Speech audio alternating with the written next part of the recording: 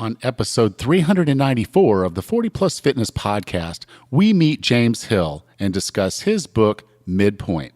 You can find the full show notes for this episode at 40plusfitnesspodcast.com/394. Have you decided you're ready to make a change? To reclaim your health and fitness? The 40 Plus Fitness podcast is here for you. I'm your host, Alan Meisner. I'm an NSAM certified personal trainer with a specialization in corrective exercise and fitness nutrition. Let me be your coach as you find your way on your health and fitness journey. All right, let's go. You know, this is episode 394, and it's actually kind of shocking to me, actually maybe even a little bit embarrassing to me, that in all of those episodes and talking about the 40 plus health scene with experts across the board, we've never talked about prostate cancer. And it's actually, like I said, it's kind of shocking that we're this far into the podcast and there hasn't been, this topic just really hasn't come up. And it should have been something that was top of my mind, and it was not. So I'm as culpable as anybody else in this, but there's just not a lot of books out there that really talk about this disease. And ladies, before you tune out, because we are going to talk about prostate cancer today, I did want to let you know that you're going to be a part of this process too, if the man in your life is suffering from this. And we talk about medical decisions around things like cancer. So there's something in this for everyone. I do hope you'll stick around. And of course, you know, we are talking about sexual health. So if you have kids in the car, or you know, there are kids around while you're listening to this podcast, it might be better suited for you to move on to something else and listen to this later. But please do come back, because this is a very important topic. Our guest today, he suffered through this, and he had to make some very tough decisions with a lot of inputs. And he goes through in his book, Midpoint, how he went through that decision process and shares a lot of insight into dealing with cancer, both from a mindset perspective, in a partnering with your doctor perspective, and actually just kind of dealing with the whole C thing, because it's unique and different for each and every one of us. And he gives a lot of insight into how you can approach something like this. So I think it's a really good book. I hope you will take the time to listen to this podcast and take the time to read his book. With no further ado, here's James Hill. Jim, welcome to 40 Plus Fitness. Thank you, Alan. Glad to be here. Now, your book, Midpoint, aptly named, you know, I'm sitting here at 53 and I'm thinking, okay, you know, all those things that I did as a kid, you know, you talked about some of them in part of your book where, you know, like you're riding your skateboard and you know, that happens and there's an accident and blood and scars, and this happens and blood and scars. And I'm thinking, you know, when we get this age, blood and scars are actually really scary. Yeah. It's a remarkable, for me, that this is a point in life for a lot of men that really marks an inflection where any kind of a brush with health can be more than just more than just a scar on your elbow. It can be something a lot scarier. So it is an important point for me to explore in the book. Yeah, but beyond the being scared part, I think with the purpose of this show, and then if when you're listening to this show, I want you to know why we're here. We're here because men tend to have this trait of pride and obstinance and wanting to be the provider, wanting to be that man that's out there doing these things. And many times, you know, we neglect those little things. We neglect doing the things that we should be doing to manage our health. Fortunately, right.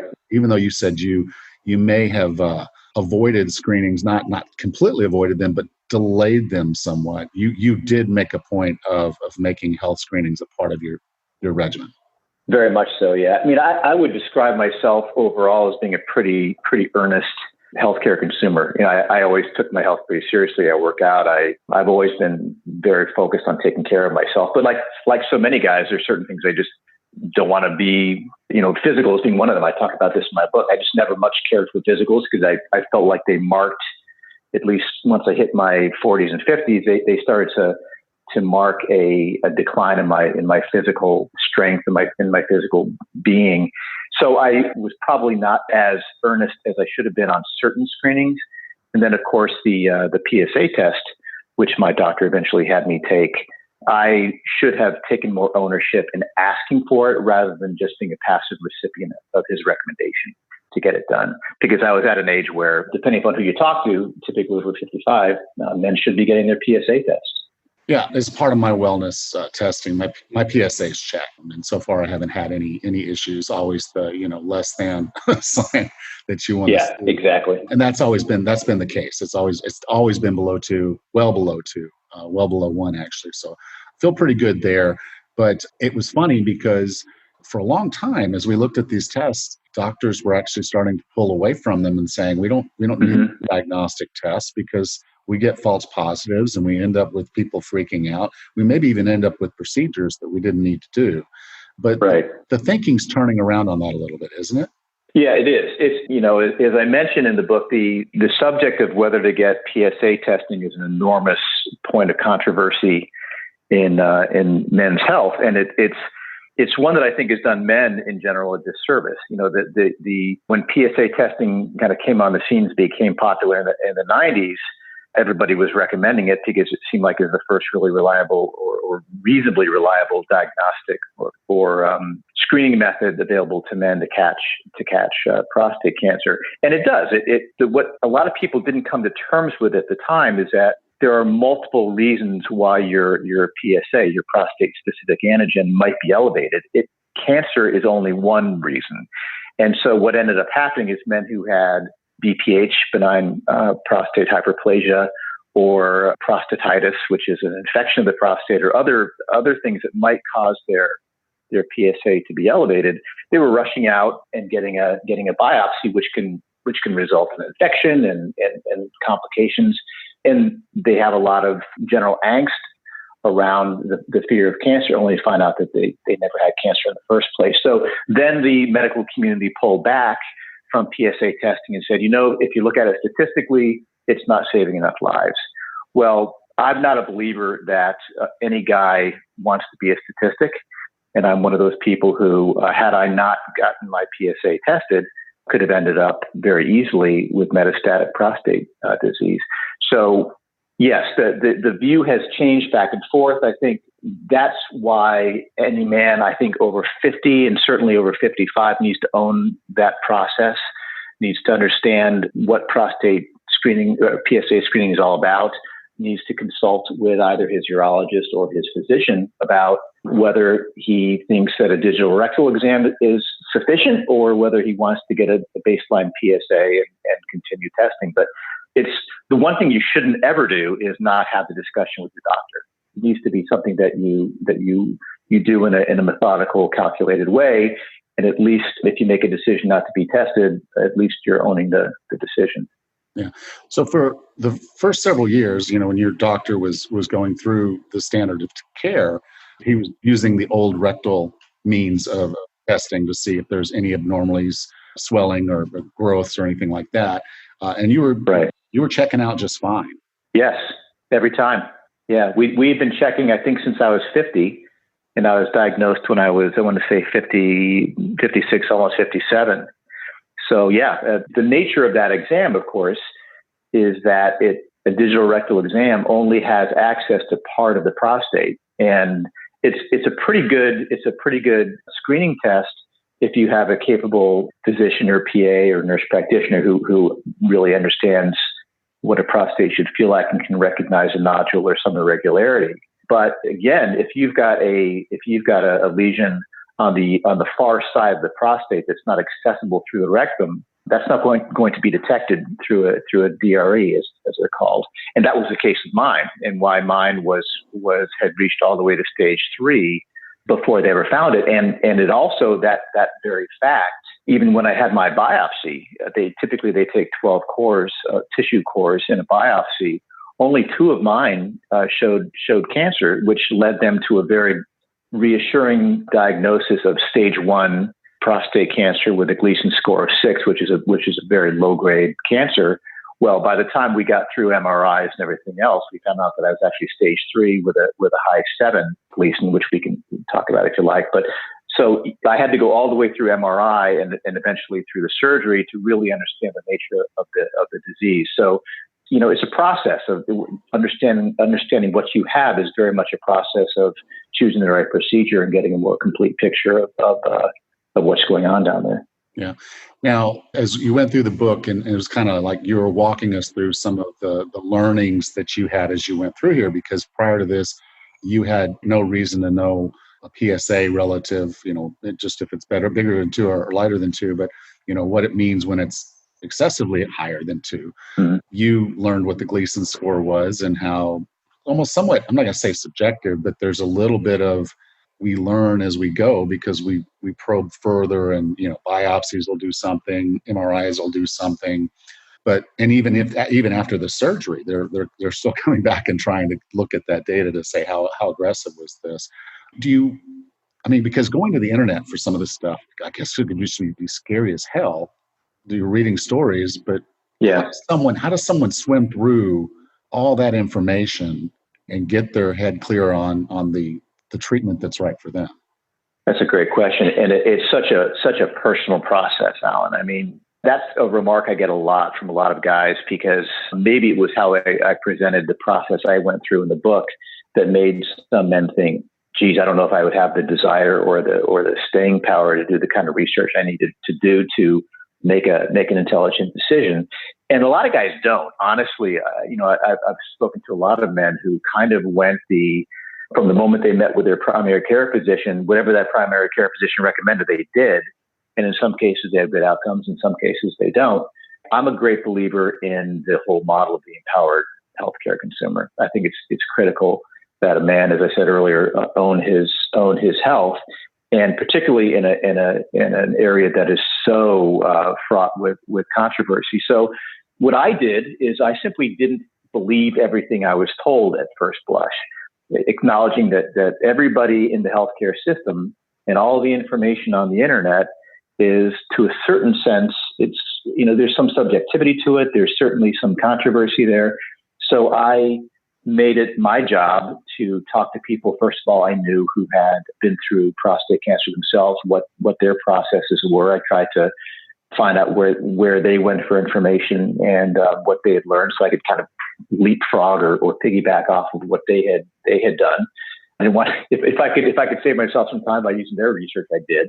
But I very much guided myself by going to the best resources online. So my career prior to having cancer had been in content marketing, where we published good clinical information on behalf of some major hospitals and hospital systems. And so I knew who the great cancer centers, for example, were. So I tended to go either to .org or .edu sources online. And, so names like Sloan Kettering or Mayo Clinic or Harvard Health. And the more scientifically sound that information was, I found the more it tended to align well. And the theme that I kept hearing over and over again is your situation's unique. You need to interact very proactively with your caregivers and be picky. And so I did a ton of research. I read up everything I could on PSA, on Gleason scores, on staging, on radiation versus surgery versus what they call focal therapies, which are for early stage cancers. And I kept asking a lot of questions. I also happen to be very fortunate. My wife is very smart and very capable partner. And so she, at the same time, was challenging me and challenging doctors that I was meeting with. And we just kept asking questions and challenging the kind of the prevailing wisdom until we felt like we had enough information to make a decision. And I want to credit some of the doctors I met with for having said early on, look, because treatment plans and treatment decisions aren't always clear for a man, because there are so many variables and there is so much unknown about prostate cancer. It has to be a collaborative process between the doctor and the patient. And I've even seen that taken to some ridiculous levels where some doctors will say, it's your decision, just tell me what you want to do. The doctors that I dealt with were much more collaborative and said, look, here are your options. Here's what I would recommend, but you should go out and meet with people that you think can kind of illuminate the matter for you. So, for example, I met both with a radiation oncologist and a surgeon, and then, of course, a number of urologists and physicians and PAs along the way. And my thought process eventually took me to surgery. But had I been 10 years older, I might have gone with radiation. It just depends on your particular situation. So it's all about ownership of the healthcare process and decision making process. Yeah, and beyond ownership, you did something that I think a lot of us would actually find very difficult. You fired your first physician effectively. I did. He wasn't Yeah. supporting you in a way that, and we're not talking about a diagnosis or work. I mean, but the two of you just were not connecting on an emotional level where you felt Yeah. comfortable with him. Can you talk about that a little bit? We're not going to name him because he wasn't named in the book, but could you talk a Yeah. little bit about that process of, okay, I've got a doctor that I'm asking him a question and he's he's sarcastic or belittling me in a way that I just don't feel like he has my best interests at heart. Yeah. He was, this doctor was honestly, I think, a good guy and an excellent physician. But like anything in life, certainly in healthcare, which is such a human interaction, I just believe that you need more than mere expertise. You need somebody who respects you as a human being, who understands that your approach to making decisions about your healthcare might be different from the other patient, who doesn't, I don't care for sarcasm. If somebody's dealing with cancer, the last thing they need is sarcasm. So this particular doctor and I simply weren't clicking for, I as I mentioned in the book, I had been advised early on to get an MRI before I had a biopsy. And I pushed really hard with this doctor to do that because the idea is that an MRI gives you a visual picture of the entire prostate before you go in there and start poking needles. Because if you don't have that visual picture, what you might end up getting is an incomplete diagnostic perspective, which is what in fact happened with me. We only got two cores when in fact I had quite a large tumor. So I pressed this particular doctor for an MRI, and he responded largely by saying he didn't think it was necessary, it wasn't the best practice, and made me feel a little bit like a hypochondriac for asking. Well, later, when I was still considering using him as my surgeon, I subsequently went to Sloan Kettering, and the first thing they asked me was, "Did you do an MRI before your biopsy?" And I said, "No, my doctor advised against it." They said, "Well, here we wouldn't consider doing a biopsy without an MRI." So that entire view that I had taken was very much validated, and it was also just the manner in which he opposed me on that decision. It just felt like he was asserting his medical, I don't want to say supremacy, but superiority. And you're a patient, I'm a doctor, you need to listen to me on this. And not acknowledging the fact that I had done my homework. Yeah. Well, and realities, the generation before us and before that, and the white coat walked in and said, "Do this." We just did it. Yeah. But now with the advancements in medicine and what's going on in the world, standard of care changes all the time.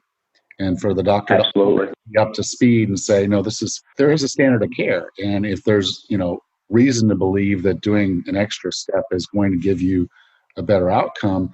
I was just surprised that when you said you were willing to pay out of pocket for this because you were told you would probably have to do that he just said no, whereas it would just been a data point. I'm a big fan of the more data points you have, the clearer things can be, as long as you just don't get overrun with it. But I think it would have been a point that you obviously now, hindsight, definitely should have had. Absolutely. And the fact that it was validated the way it was, and validated with really good information in the sense that the folks at Sloan Kettering explained that, biopsy, first of all, it's not something you want to go back in and do, but also it causes bleeding because you're poking all these holes in the prostate. It causes bleeding, which obscures any subsequent MRI image for several weeks after that. So it actually impedes the ability to get a good perspective. So there's really a very practical reason to do an MRI beforehand. Now, you mentioned standards of care. The problem with dealing with prostate cancer is that standards of care they're changing, they're shifting back and forth as new data comes in and as doctors debate what to do. Another example of that would be the level of sedative or anesthesia they give you for a biopsy. A biopsy is pretty painful. Either I'm a wimp or biopsies are pretty painful. No, I don't really. I think 12 holes. I think 12 holes in a human body. Yeah. Particularly in that area. It's not. It doesn't feel good. And the standard of care is to give you at most a Valium to calm you down and a local anesthetic. Well, when I asked the doctor after the biopsy was over, I said, "Wow, that really hurt. Has there been any discussion of putting guys under general anesthesia?" He said, "Yeah." He said, "Actually, to his credit, he said I've been proposing that for a while, but it hasn't been adopted as a standard of care." And so that's one of those examples where it's an evolving thing, and I think to a certain degree, medicine is always kind of catch up with what it's learning from patients. And frankly, part of my objective in writing the book was to educate doctors as much as patients about what the process is like, so that when they realize, oh, gee, these biopsies really hurt, or, oh, gee, it makes it more complicated for a patient if we don't let them do an MRI beforehand, maybe that's something we can revisit, whether it's on an individual level or on the standard of care level. Now, you mentioned earlier three different approaches to treatment. You were past one of those by already being a 6. But do you mind going through those 3? And then in particular, the 2, the surgery and the radiation, spending a little bit of time talking about the pros and cons of that. Sure, absolutely. So the 2 most common forms of treatment for prostate cancer are either a prostatectomy, which is surgical removal of the prostate, and by the way, it's always the entire prostate. There's no such thing as taking out part of a prostate, which was illuminating for me at the time. You either take it all out or you leave it in. There is, and the other option is radiation therapy, which irradiates the prostate gland and potentially some of the areas around the prostate with radiation to destroy the cancer cells. They've also developed for men who are very early with a very localized cancer, a small low-grade cancer, what they call focal therapies, they use all kinds of exotic things like cryoablation, where they go in and they actually freeze the cancer cell with a needle. Those focal therapies, as the name suggests, are very focused. They're for a very well-located, small, early cancer.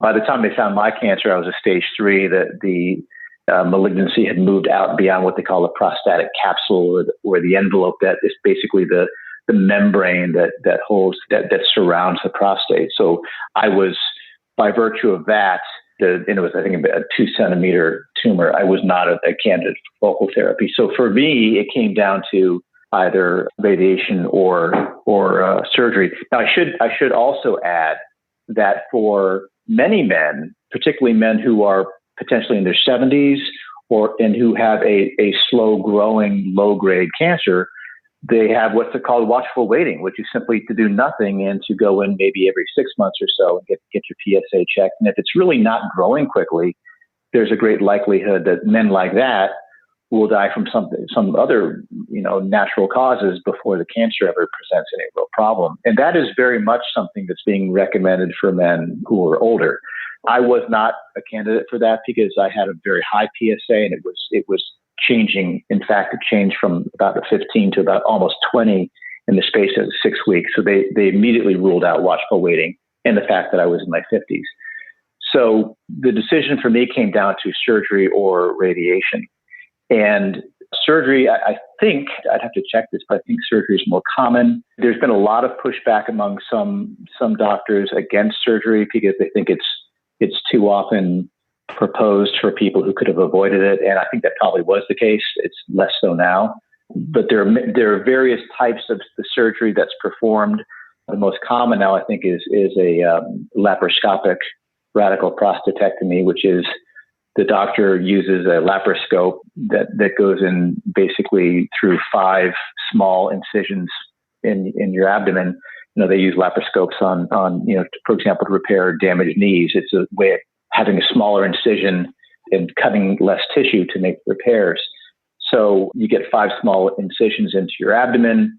They go in with these kind of like robot arms, and they, with the doctor looking through a video monitor, they remove the prostate that way and fix things up and send you on your way. Radiation, on the other hand, is a process of going in, I think, typically for about 6 weeks, 5 times a day, and lying under the beam. And the pros and cons are with radiation, they don't remove the prostate. So some of the side effects of not having a prostate are entirely avoided. So there typically is less, with radiation, there are less issues with continence less issues with post-treatment potency, and a man still has his prostate. So physiologically, he can still produce semen, which a man cannot without his prostate. So for a lot of men for whom radiation is an option, it's a good choice because it has less of an impact on their sex lives. So as an example, and my own brother-in-law went that route and was very pleased with it. The trick is, and this is what helped me form my decision with surgery, by the time we had my MRI results and they kind of accurately staged my cancer, they knew that I was a stage 3. They knew that it was aggressive, and they knew that it had moved outside of the prostatic capsule. It was likely, in fact, I was told I had about a 50-50 chance. My radiation oncologist explained I had a 50-50 chance of needing radiation after surgery as well. So if you have radiation as your first line of defense, the tissue is so substantially changed by the radiation that it really can't handle surgery afterwards. Now, Sloan Kettering has developed what they call salvage radical prostatectomy, where they will go in, if necessary, and remove a prostate that's already gone through radiation. But it's very tricky, and recovery is tough, and there are a lot of side effects to it. So generally speaking, if you think you're going to need radiation later on as a follow-up because maybe the surgery couldn't get all the cancer, guys will go prostatectomy first, radiation second. It's worth noting, too, that the cure rates are about the same for radiation and surgery. So making the final decision very much comes down to how bad is the cancer? How fast is it moving? How old are you? What's your life expectancy? All these variables that are unique from man to man. And it was that process for me that was really kind of essential, kind of core to my experience of cancer, which was realizing that just because my brother-in-law got radiation and it worked for him, and just because my best friend got surgery and it worked for him, everybody's different. And you cannot just make a decision based on kind of generalized views of these treatments. You really need to dig in deeply and understand your own cancer. Yeah, and I think that was kind of the core, because you had done some research and found surgery's gone really bad, and like you said, the radiation could have done something, and then it would have been much more difficult if there was a reoccurrence. So it is something to strongly consider as far as what you feel good about, and what the facts in your particular case are saying. I guess one of the parts of treatment that kind of, I guess I didn't really think a whole lot about. I thought, okay, well, you have the surgery, they remove it, you heal up from the sutures and you're on your way. That's not the case with prostate cancer. There's a lot of post-treatment that needs to occur. And without going into all the gory details, I can kind of talk about, because you need to buy this book, if nothing else, to read that story. But can you go through some of the details, some of the things that you have to do just to get yourself back to normal? Yeah. The main, and of course, my experience is specific to the surgery. I can't speak to radiation, which does have its own side effects. What I didn't mention is that radiation can have side effects affecting potency and incontinence, but they tend to be deferred by 6 months to a year. Whereas with surgery, those side effects, of course, are immediate coming out of surgery. But the typical things that a man needs to worry about coming out of surgery, of course, is potency, which requires obviously intact nerves and intact blood flow to that part of the body. And sometimes the two nerve bundles that make an erection possible are affected by the cancer, and one or both have to be removed. Now, you only need one, but if even one is removed, that's going to require some post-surgery work, which we can talk about. But under any circumstances, the trauma that's done to the body during the surgery, particularly the nerves in a man's groin, send those nerves into what they call hibernation mode, which can last for 1 to 2 years, where the nerves simply don't work properly. They're healing, and they just kind of like a bear going into a cave, they just stop physiologically functioning. During that time, the tissue down there that's required for an erection can atrophy, literally, because it needs to be regularly stretched and filled with blood. And if that doesn't happen, there can be long-term effects on a man's potency. So, and then the other issue, of course, is continence, which is incontinence, which is a very significant problem for men because during a prostatectomy, the urethra is surgically detached momentarily from the bladder to do the surgery, and then it's reattached, and that affects all the muscles down there and the ability to control the urine flow. So the two things that are typically, or the one thing certainly that's done most commonly coming out of prostate surgery is they're going to recommend that men do what they call Kegel exercises. That's very well known to women who are advised to do these after they have a child because the muscles down there are affected by childbirth. Same thing goes for men after a prostatectomy. It's literally just like clenching the muscles of the pelvic bed over and over again, like a workout, honestly, is what it is.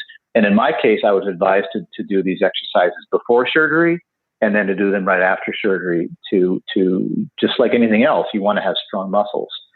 So that's a big part of regaining continence. And then in my case, Sloan Kettering has a group called the Sexual Health Clinic, which is really pioneering ways to keep men functioning from a potency perspective, functioning well while those nerves recover, come out of hibernation mode. And they have various ways of dealing with it, but the way that they use most is an injection therapy where a man gives himself a shot that actually physiologically reproduces or creates an erection, which allows the tissue to be stretched and so forth and oxygenated until you heal on your own. So unfortunately, that is not a therapy that is widely known by men, and it's not as widely recommended as it should be. And the result is a lot of men, too many men, end up having potency issues when they didn't need to. They could have actually recovered normal functioning. Sloan Kettering is fabulous about that, and I was actually part of a study, 2-year study, following up with men on that and comparing the results of that therapy with men who didn't go through it, and the results are dramatic. I mean, dramatic. The kind of improvement men see when they're on that kind of therapy. And then, of course, the only other thing I would add, Alan, is that both going into a prostate surgery and coming out of it, the more you can be in good shape, eat well, not be carrying any extra weight, have good muscle tone, all of that prepares you for what is a pretty significant assault on your body. I mean, a prostatectomy takes 4 to 6 hours. It's a big deal. And a lot of men don't realize it's one of the most complicated cancer surgeries out there. It messes up the body in a pretty significant way for a while. And it takes a long time to do all the healing that's necessary. The more fit you are, both before and after the surgery, the better you're going to handle it, the more quickly you're going to recover. So I'm a big proponent of be fit all the time, have a good diet so that you're not inadvertently helping the cancer or the cancer recur by eating the wrong kinds of foods. All those things, the same things that we're told anyway about being fit and healthy, very much affect the outcomes of a prostate surgery. Yeah. And, as you were talking through that and getting yourself physically fit, I was thinking about a quote that you had in the book. You talked a lot about how you didn't really see cancer as a battle, or at least you didn't like that phrase of encouraging battles. And so, but you did say this in the book. You said, cancer cells are the terrorists of the human body, the weaponized bundles of angry, twisted cellular matter that have come unmoored in their restraints. And I thought about that in the basic phrase of saying, if we prepare ourselves generally for life, we're going to be strong, we're going to be generally healthy, and that's going to put us in a better place. And so it's not necessarily a battle so much as knowing, okay, we have this insurgency that we now have to deal with. And if we're physically fit and generally healthy, our bodies are going to be more resilient. And then there's always the mental side of this, of, terrorism is scary. Not knowing when this could happen or if this will happen is scary. And in a sense, it kind of changes the way we think about life when those scary moments happen. Yeah, very much so. I'm fortunate that I was always somebody who just was interested in staying healthy, as much because I wanted to look good and feel good. But, it turns out that healthy has a lot of dimensions to it. And you just don't want to go into a scary diagnosis like cancer with anything already compromising your health. Or that makes it just much more of an uphill battle. And I joked about it in the book about doing, following. I was so earnest about following the physician's advice for being prepared physically for the surgery. I followed advice they didn't even give me, but that's how seriously I took it. And one of the things also that they push you to do, which I talk about quite a bit in the book, is walking right after the surgery. I mean, they have you up walking down the hallway within 4 or 5 hours of the surgery, and then walking subsequent to that while your catheter is in and during that first 10 days to 2 weeks of recovery. Physical activity is so important. And the more fit you are going into that process, the more quickly you're going to be able to resume that physical activity that is so central to your healing. The human body was made to move, and certainly after a surgery like that, you might have fluid in your lungs that you need to be able to cough, and the stronger your body is, that sooner that can happen, the stronger your circulatory system, the more likely you are to replenish the blood flow to your groin. All of that benefits from being in a generally good state of health. I can't say enough about the importance of that. And honestly, as hard as I've worked at it, there are even things I could have done a lot better. It's just a matter of doing everything you possibly can, I think. Yeah. Now, I define wellness as being the healthiest, fittest, and happiest you can be. What are 3 strategies or tactics to get and stay well? That's a great question. I would say, from my perspective, and within the very specific context of prostate cancer treatment, it's leading a fit lifestyle. When I say a lifestyle, it's not just going to the gym, but it's maintaining good physical and mental health. So eating right, getting exercise, managing stress, making it an approach to life rather than something that you do when you're not stressed out about work. So I'm all about just making health a matter of lifestyle. Coming out of surgery also, I believe that the best thing you can do to regain that sense of wellness is to be a model patient. Doctors know what's required to return to a good state of health. And so I'm a big believer in follow exactly what they, don't be a C student, do everything that they say you're supposed to do, ask questions, and they know how to get you healthy, and they're going to push you to do that, and don't subvert that process. And, the third thing I would say, Alan, that a lot of men overlook, particularly in this context, is the importance of psychological changes that happen during middle age, and particularly during treatment for prostate cancer. It's a disease of the male reproductive system, which is central to our sense of well-being. And men who go through this need to prepare themselves for those psychological shifts.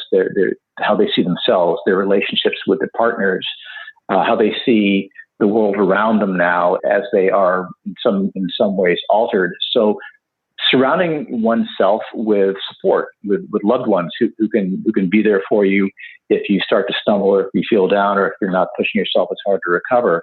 That's just as much about wellness as staying physically healthy. And it's something I end on that point, particularly because I think it's something that too many men, particularly in the context of prostate cancer, tend to not pay close enough attention to.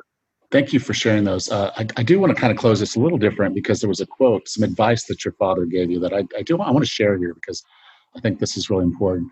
And he basically told you, he said, make sure you live your life before the hard times come. And I think that's some advice we should take to heart and realize that, we should be living the fullest life we can possibly live, because this type of stuff can happen to us. Stay healthy, stay fit, and enjoy the life that we have while you can. And so I appreciated your father's advice, and I appreciate you sharing that along with your entire story in this book, Midpoint. If someone wanted to get in touch with you, learn more about the book and the things that you're doing, where would you like for me to send them? Well, thanks for asking. I have my website is www.jamesahill.com, and that is both a place where there's more information on me, my book, and I also blog regularly on issues related to this. And also, of course, the book is going to be released in a few days on July 30th on Amazon, Barnes and Nobles, all the major booksellers online. So anybody who wants to reach me can certainly reach out to me through my website. There's a contact page there. Cool. You can go to 40plusfitnesspodcast.com/394, and I'll be sure to have links there to the book and to Jim's website and all of that. So Jim, thank you so much for being a part of 40 Plus Fitness. Thank you for having me, Alan. I enjoyed the conversation. I usually reserve this segment of the podcast to do some form of update about me or some call to action, to let you know that I am a personal trainer, that I do free consults, or that I do look for support for the program. But I'm not doing that today. My call to action this week is for you to schedule a screening. If you have not been screened for prostate cancer or breast cancer or whatnot, please schedule that. Finding this cancer early is the key to getting it done and getting out of your life in a quick and efficient manner. If you let it sit there and fester, it could spread and cause you a lot of pain, a lot of suffering, and potentially worse. So my call to action this week is for you to take care of you by going out and getting screened. Next time on the 40 Plus Fitness podcast, we meet Elizabeth Ryder and discuss her book, The Health Habit. Until then, have a happy and healthy week.